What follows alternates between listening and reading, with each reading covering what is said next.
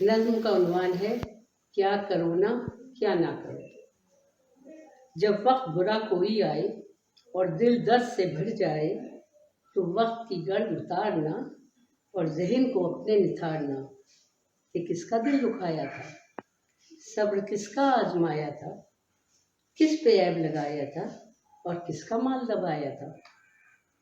वो शिकवा जो लब पे आ ना सका और हाल दिल सुना ना सका, जो आंसू बन के बह गया और जाते जाते कह गया, ये आंसू नहीं शरार है।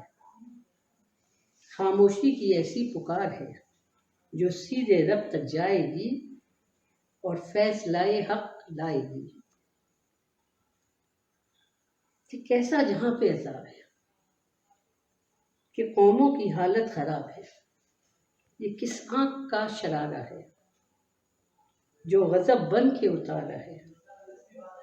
हक़ बंदगी करे ऐसे अदा, सब मिलकर हो जाए दस्ते दुआ।